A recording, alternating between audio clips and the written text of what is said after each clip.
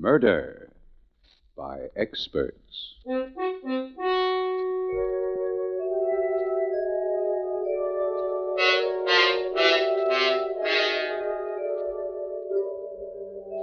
Mutual Broadcasting System presents Murder by Experts, with your host and narrator, Mr. John Dixon Carr, world-famous mystery novelist and author of the recently published bestseller, The Life of Sir Arthur Conan Doyle.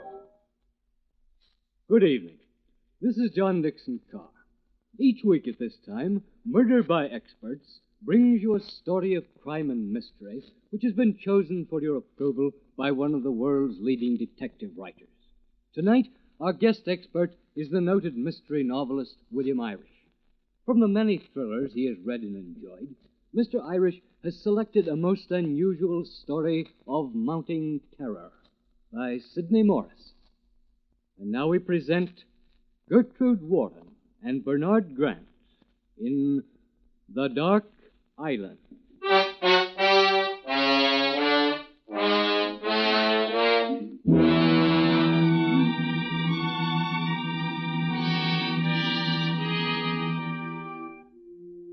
Look now at the small tree-covered island, lying in darkness several miles off the rocky coast of Maine.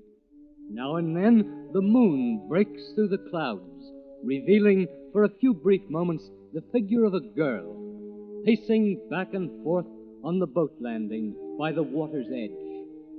She watches anxiously as a small launch approaches the island.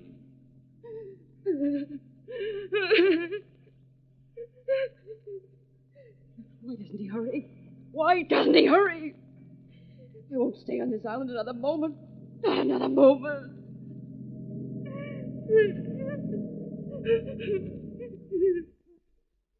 You all right, ma'am? I saw your emergency flare from the mainland. I came right away. Oh, thank heavens you're here, Sheriff. I couldn't have stood it another minute.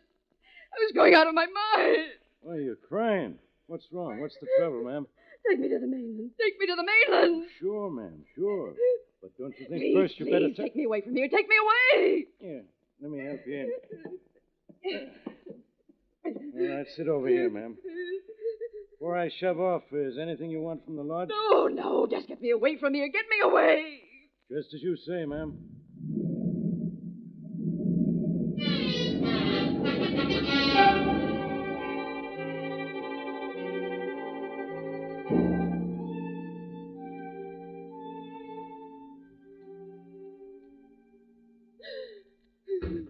Wait till I get the light. There. Ma'am, this is my office. And have a seat. Thank you. Now, suppose you tell me what's happened, huh? It's like a nightmare. A confused nightmare. All of it. I'm so mixed up. I can't tell any longer what part of it was real and what part was my imagination. Just calm down, ma'am. Tell it to me in your own way. Now think back. Must have had some starting point. Things generally do. Some starting point. Yes. Yes. It began that morning I saw him for the first time. Could it have only been last spring? A small boat put in at our dock, and Philip came walking up the path to the lodge. I can see him now, tall and sunburned, with the wind blowing through his blonde hair. He was the handsomest man I'd ever seen, despite the long, cruel scar on his cheek. He smiled for a moment as he saw me, and then he spoke. Hello there. Hello. They told me over on the mainland that you have an empty cottage here. Would you care to rent it to me for a few months? Rent the cottage? Why, my father would never have rented it. The people on the mainland know that. Yes, they told me, but this island looks so peaceful, so secluded. I thought I'd ask personally. Do you think it would do any good at all if I were to speak to your father? Oh, my father died 3 months ago. Oh. Oh, I'm very sorry. They didn't mention that back at the hotel. It's quite all right. I hope you won't think I'm being inquisitive, but who else lives on this island? No one. I live alone. Alone? Yes. Isn't it rather lonely? Oh, no. I'm quite used to being alone. Even when my father was alive, I was alone most of the time. What about visitors from the mainland? Oh, Father discouraged them. As a result, no one ever comes here. Father even educated me himself. He was a doctor. Really? Well, so am I. My name is Duval. Philip Duval. Oh? Well, I'm Eve Winters. Winters? Uh-huh. Your father wasn't by any chance Dr. Malcolm Winters, was he? Yes. Well, this is a surprise. I've read both of your father's books on criminal psychology. Oh? Oh, yes. He had great perception, great understanding of the criminal mind. Well, I know very little about it. Oh, yes, of course. I do hope you'll forgive me my curiosity. But, why did your father give up his position in the medical world and simply disappear without a trace? I don't know. I should very much like to have met him. You see, I, too, am writing a book on criminal psychology. That's why I need the cottage, so I can work undisturbed. Oh, I see. Yes, it's just impossible to work at the hotel. There's so much talk going on about the murder that I Murder? find... Yes. Haven't you heard? No. I'm afraid I know very little of what happens on the mainland. Well, perhaps it's just as well. There's been too much talk about it already. Oh, no, please. I want to hear about it. This morning, a young girl was found murdered. She'd been slashed to death. Oh, how horrible. It was another scalpel killing, exactly like the other two. You mean there were others besides the poor girl found this morning? Yes. In the past 2 months, 3 women have been killed in identical fashion. Their throats cut by a surgeon's scalpel. A surgeon's scalpel? Yes. Well, have they caught the murderer yet? No. The authorities were questioning everyone this morning, but they'll never catch him. He's far too clever for them and their stupid methods. They don't realize that they're dealing with a mind that's... Seems I'm over giving a lecture. Goodbye, Miss Winters, and if there's anything I can do for you, I'm staying at the Stratford Hotel. Well, thank you, but I never go to the mainland. Goodbye. Doctor? Yes. There's really no reason why I shouldn't let you use the cottage. So, if you still want to... That's most generous of you. You have no idea how much this means to me. You can move into the cottage any time. Well, it so happens that everything I own is in the boat. So there's no need for me to go back to the hotel. Oh, I see. I'm most grateful for the cottage, Miss Winters. And I promise I'll do my best to keep out of your way. Within an hour, he'd moved in. A week went by, and except for the glimpses I'd caught of him writing at his desk by the window, I saw very little of him. And then one day we met at the well, and soon we were meeting every day. Strange the way one can be so lonely, and then suddenly life becomes wonderful, each day happier than the last. But one day Philip would finish his book and leave, and once more I would be alone. Eve, where are you? Oh, here I am, Philip. I just received a letter from my publishers. They like the 30 chapters I've already sent them, and they're going to publish the book as soon as I complete the rest. That's wonderful, Philip. You haven't much more, have you? No, just a final chapter on the Bluebeard complex, and it'll all be finished. And then, where will you go? Go? I've been so busy this past month that I hadn't thought about it. Somehow I've come to accept this island as my home. Perhaps it's come to mean home because of you, Eve. Philip? Eve, I'm a fool. I've been so busy with the book, I've never stopped to tell you how much I love you, how much I need you. If you only knew how much I wanted to hear you say that. Eve, darling, will you marry me? Will you marry me? Oh, I was happier than I thought anyone could be. A few days later, we went to the mainland and were married.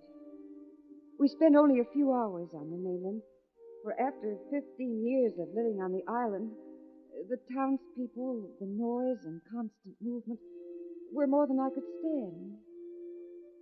Philip and I returned to the island that same day.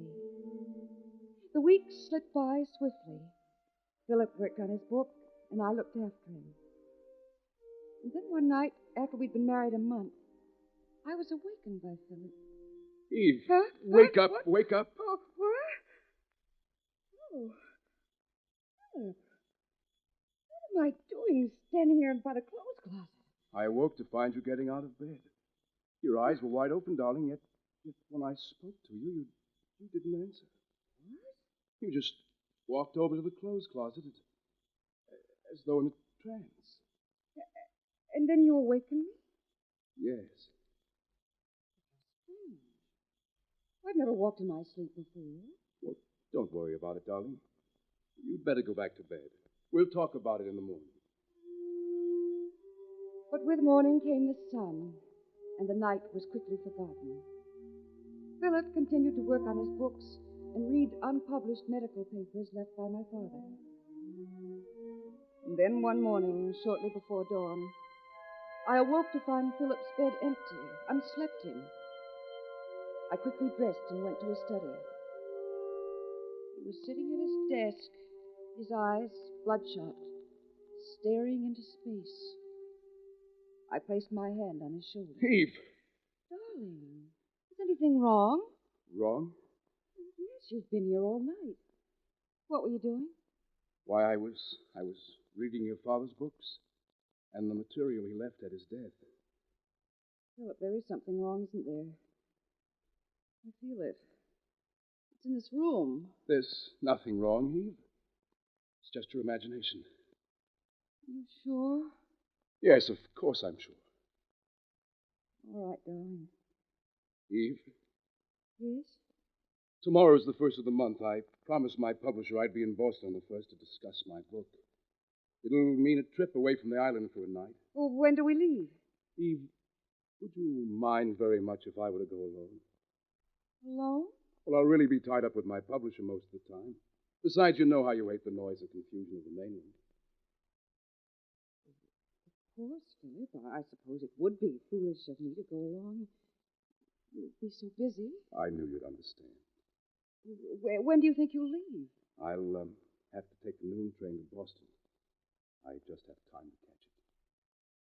I'll be back early tomorrow evening. With that, he was gone. Something had happened that night. Something that threatened our marriage, our future. And I didn't know what it was.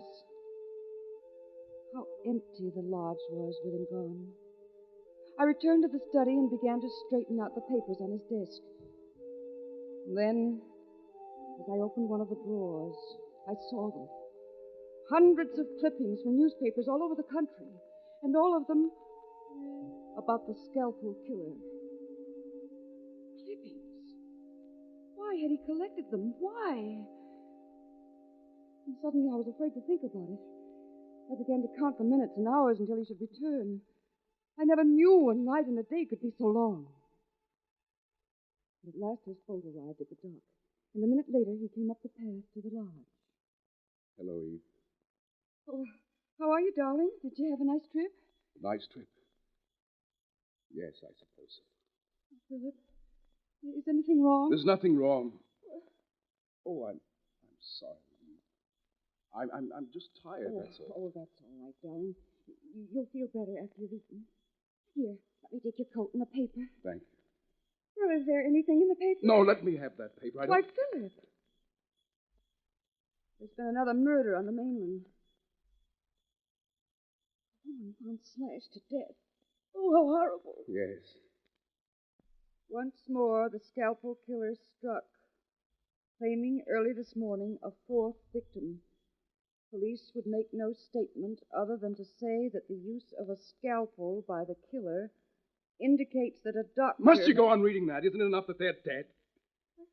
Oh, I'm sorry, Eve, darling. I heard quite enough about it on the mainland. It was the only topic of discussion. Yes, I understand. I won't mention it again. Thank you, Eve. It's good to get away from all that talk. To me, this island represents escape. Escape from the mainland. And all that happens there. Escape? What was there to hide from? It couldn't be. It couldn't be. And yet, the clippings in his desk. The violent outburst when I'd read the newspaper story. His strange behavior in the past. A picture began to form. A picture I could no longer bear to look at. Weeks passed, and we were as strangers. And then one night, I was awakened by a pair of hands on my throat. Don't be frightened, Eve. It's nothing. Why did you put your hands on my throat? You were tossing in your sleep. I just wanted to see if you had a fever. No, I'm all right. Why are you trembling? I don't know. Oh, Philip, what's wrong? Nothing, Eve, nothing. It's just your imagination. No, it isn't. Is it anything to do with the murder of those 4 women? What makes you ask that? Is it because of the murder? No, I tell you no! You must stop talking about them. Do you hear me? It's all right, Philip. I've got to make another trip to Boston. See my publisher. Another trip to Boston? Yes. I just have time to catch the morning train. How long will you be gone? Just overnight. Philip, What were you going to say? Nothing. Here, let me help you pack. You needn't bother. I'm only taking a few things. Scalpel. Why, yes, I thought I'd take your father's instruments to town, have the instruments polished. Are all the scalpels in your bag? Yes. Why do you ask? Well, I just wanted to make sure you hadn't forgotten any. Oh, Philip, why do you look at me that way? I'm thinking of 4 women. 4 women who were slashed to death. Philip looked at me for a moment. Then without a word, he left. And suddenly I realized if a murder were committed that night, there would be no escaping the truth.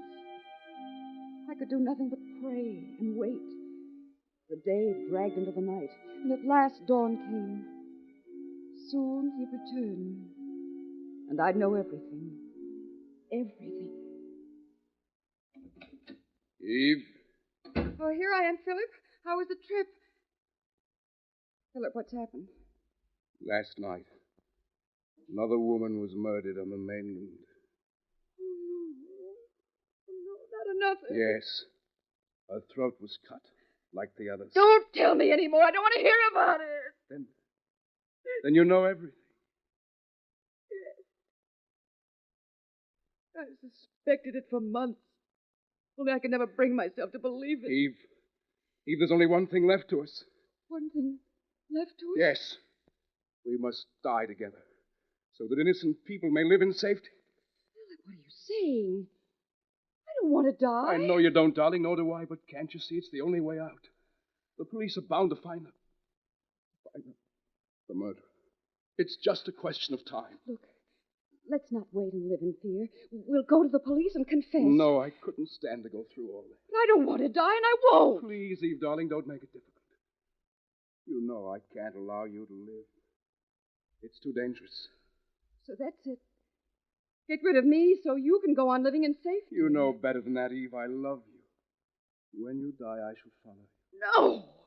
I won't let you kill me. I've got to, darling. I'll try not to hurt you. Philip, now you stay where you are. Stay where you are. I pray this wouldn't be necessary. But last night's murder leaves me no choice. You must die. You stop following me, Philip. I'm warning you. What are you getting from under that coat? Don't move, Philip. If you come any closer, I'll shoot. After what I've been through, a gun doesn't seem very friendly. I'm warning you, Philip. I'll shoot. I'm not going to die for your crimes. My crime? Yes. You've killed 5 women, but I shan't be the 6th. You believe I murdered those 5 women? Well, you've admitted as much. Eve, darling, put that gun down and listen to me, please. You know the reason your father brought you to this island as a child.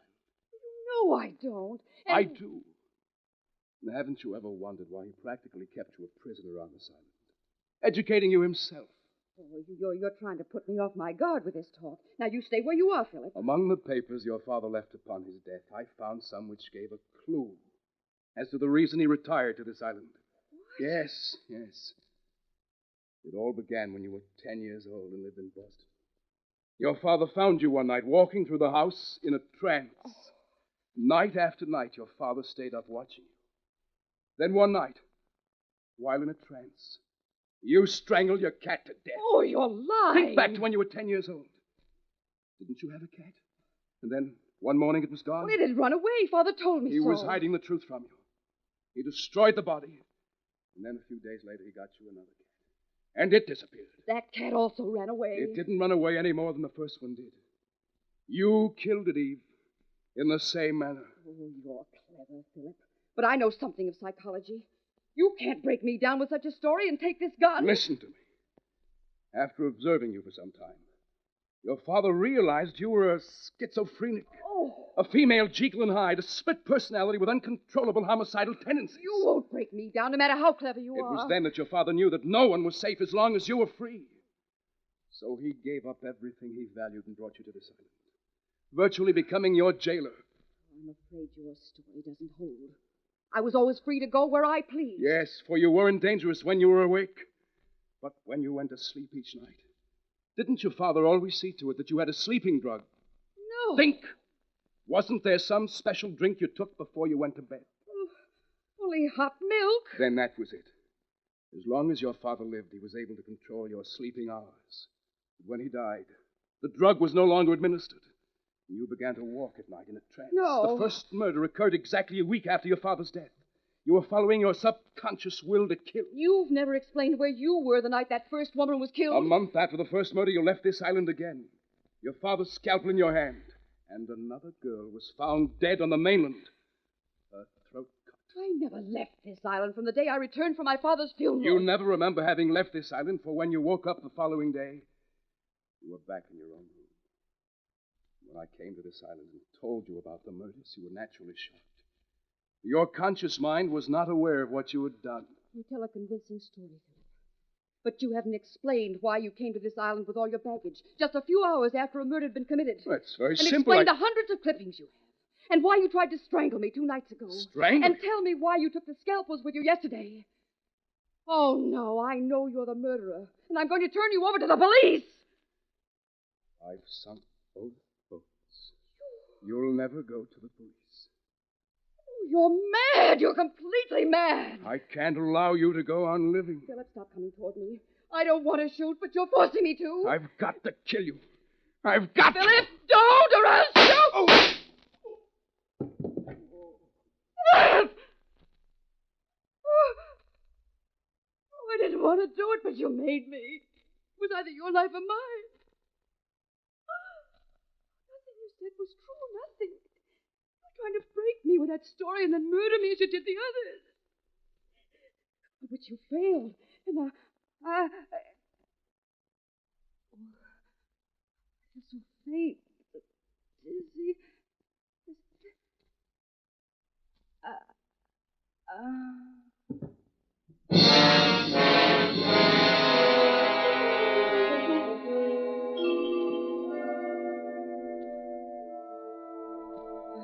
When I recovered consciousness, I found myself in my own room. It was just dusk. There was a deathly stillness about the lodge. I got up and went into the living room. Philip's body was on the floor, barely discernible in the dark. Fear welled up in me, and I found myself screaming. I ran out of the lodge and down to the dock. But both boats were sunk, just as he'd said. My legs gave away, and I sank to the ground. And then I remembered the emergency flares in the boathouse. I thought you'd never arrive, Sheriff. I waited and waited in the darkness, and it seemed as if I were alone in the world, utterly alone. There, ma'am. You're all right now. You gotta get a hold of yourself. It's all over now. I didn't mean to kill him. I didn't mean to kill him. Of course you didn't. It was either him or you. You say he was blond, 6 feet tall, He had a deep scar on his cheek. Yes, yes. He once stayed at the Stratford Hotel, huh? Yes. I remember seeing him now. I recall he slipped off from the hotel when we started questioning the guests. I wondered about him a couple of times. Guess I should have followed him up. Might have saved the lives of a few innocent women. Oh, come now, ma'am. Crying won't do any good. It's all over now. You're safe. Here, lie down on this couch. Stretch out. Get a little rest. That's it. A couple hours, it'll be dawn. You'll feel better when you see the sun shining. You won't leave me, will you? No, no. I'll stay here with you. While you're getting a little sleep, I'll write out a report of what happened. I couldn't bear to be alone. No, you won't be. Close your eyes. Try to get some sleep. That's it. That's it. Poor girl. Well, it's all over now. She can sleep in peace.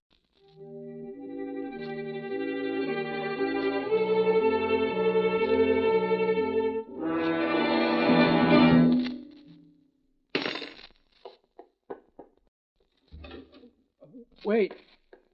I want to... Number,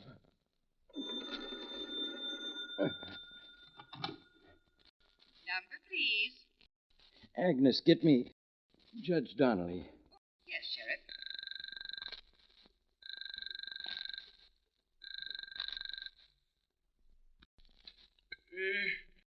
Hello? Judge, Sheriff Mitchell calling. Sheriff, you called me at 2 a.m. and gave me a full report on the death of the Scalpel Killer. Now, why you calling again at 4 a.m.? Judge. Yes, sounds to me like you've been drinking. Now, I reckon the celebration's in order, but why bother me? Will you please let me get back to sleep before I lose... Listen, I haven't much time, Judge. What's that? The Scalpel Killer wasn't Philip Duval. What are you saying, Sheriff? He was right. Right about what? The girl, Eve. The girl? Notified to be on lookout. Brunette, 5'4", gray eyes. You've had one too many, Sheriff. First you phone and tell me it was Duval. Then you say it's the girl. Now, what proof have you got she's guilty? There's a scalp on the floor, Judge. And my throat. I'll never live to finish.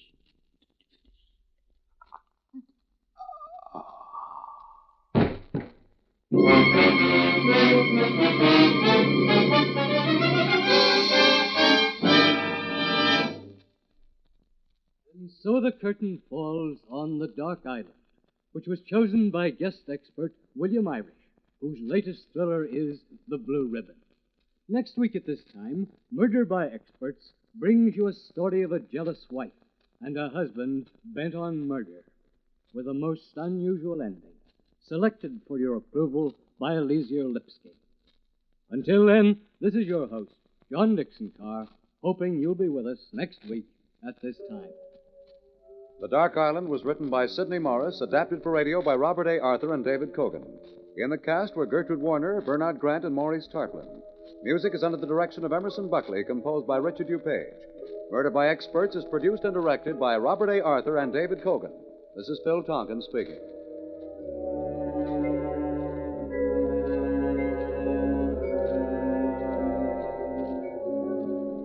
This is the Mutual Broadcasting System.